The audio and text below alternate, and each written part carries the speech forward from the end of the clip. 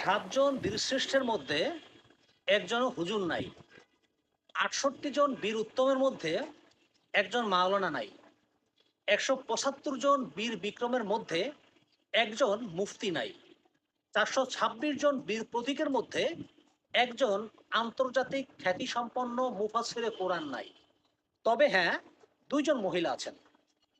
দেশকে স্বাধীন করতে কত ধরনের মুক্তি বাহিনী গঠিত হয়েছিল, কিন্তু কোনো একজন হুজুর কিংবা মাওলানা কিংবা মুফতি কিংবা হাফেজ এর নেতৃত্বে ৫ জন কিংবা ১০ জন মাদ্রাসার ছাত্রদেরকে নিয়ে যুদ্ধের সময় অর্থাৎ ৭১-এর যুদ্ধের সময় প্রতিরোধ গড়েছে, এমন কোনো নজির পাওয়া যায়নি।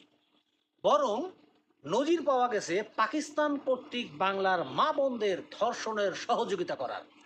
অথচ বর্তমানে নির্দিষ্ট একটা দলের ওলামাগণ, বিভিন্ন মুফতিগণ, বিভিন্ন দাড়িওয়ালা বেশভূষা ইসলামিক লেবাস পরে বিভিন্ন বক্তৃতায় মাইকে চিল্লাইয়া চিল্লাইয়া দেশপ্রেমের বুলে ওড়াচ্ছেন।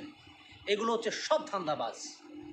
মুক্তিযুদ্ধে একজন মাওলানা ভাসানী ছাড়া আর কোনো মাওলানার অবদান নাই নাই নাই। আর যে একটা নির্দিষ্ট দলের কথা বলছি, যদি আপনাদের মাথায় বিন্দু পরিমাণে জ্ঞান থাকে তাহলে অবশ্যই সে দলটির নাম কমেন্ট বক্সে লিখবেন। এবং মুক্তিযুদ্ধের ইতিহাস যারা জানেন না, অনুগ্রহপূর্বক দেশের অস্তিত্ব রক্ষার্থে দেশের ইতিহাস জানার স্বার্থে জেনে নেবেন। আর মুক্তিযুদ্ধের ইতিহাস জানে না এমন কোনো লোক নাই।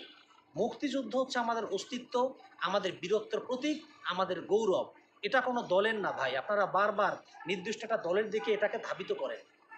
নির্দিষ্ট একটা দলের দিকে যদি ধাবিতই করেন তাহলে ওই দলটির ক্রেডিট বাড়ে। কারণ ১৯৭১ সালে ৭ কোটি লোক ছিল। ৭ কোটি লোকের একটাই টার্গেট ছিল, যারা বালেক ছিল, একটাই টার্গেট ছিল যুদ্ধে জয়লাভ করা। পাকিস্তানের কাছ থেকে আলাদা হবে, যুদ্ধে জয়লাভ করবে, এটাই ছিল টার্গেট। ওখানে কোনো দলবল ছিল না, ছিল একটা নেতা। কারণ দলই ছিল ৩টা। আমি এর আগে একটা ভিডিওতে বলেছি ৩টা দল কারা কারা: বাংলাদেশ আওয়ামী লীগ, জামায়াত ইসলাম, আর হচ্ছে নামকা ওয়াস্তে ফ্রিডম পার্টি। আর জামায়াত ইসলাম তো কখনো বাংলাদেশের স্বাধীনতা চায়নি। আর কোন দলের কথা বললাম অবশ্যই আপনারা বুঝতে পেরেছেন। অবশ্যই আপনারা জ্ঞানী, আপনারা আমার থেকে বেশি জানেন, বেশি বোঝেন, আমার থেকে অনেক বেশি পড়াশোনা করেন, এটা আমি বিশ্বাস করি। আর ভিডিওতে যখন আমি যা বলি আমি এটা নিয়ে স্টাডি করে পড়াশোনা করে তবেই বলি, কারণ আমার বিশ্বাস আপনারা আমার থেকে অনেক বেশি জানেন। আর আমার কথায় যদি কোনো ভুল ত্রুটি হয়ে থাকে বা আমার তথ্যে কোনো ভুল হয়ে থাকে সেটা কমেন্টে জানাবেন। আপনার কমেন্টের মাধ্যমে আমারও শেখা হয়ে গেল। আমার এই সব ভিডিও করার উদ্দেশ্য হচ্ছে আপনারা একটু বোঝেন, একটু মাথায় নেন, তারপরে বিবেক অনুযায়ী কাজ করেন। সামনে আসতেছে নির্বাচন, সেটা ২৬ সালে হোক আর যখনই হোক হবে। নিজের বিবেক খাটিয়ে তারপর দেশের জন্য যাদেরকে ভালো হয়, যে দলকে ভালো হয় তাকে আপনারা ভোট দিবেন।